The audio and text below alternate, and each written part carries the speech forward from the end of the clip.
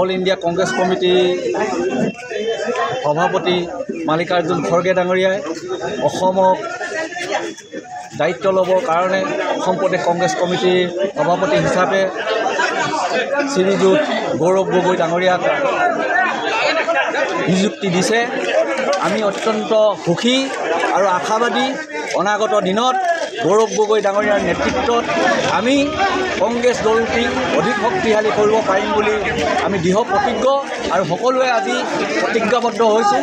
আমাৰ দলীয় নেতা কৰ্মীসকলৰ লগতে সমূহ অসমবাসী ৰাইজে তেখেতৰ শুভেচ্ছা জ্ঞাপন কৰিছে আৰু অনাগত দিনত যাতে এই হিটলাৰী এই তালিবানী চৰকাৰক উফৰাই আমি যাতে অসমত এখন সুস্থিৰ গণতন্ত্ৰৰ প্ৰতি আস্থা থকা এখন চৰকাৰ কংগ্ৰেছৰ নেতৃত্বত গৌৰৱ গগৈ ডাঙৰীয়াৰ নেতৃত্বত আমি গঠন কৰিব পাৰোঁ, সেই আশা আমি ৰাখিছোঁ।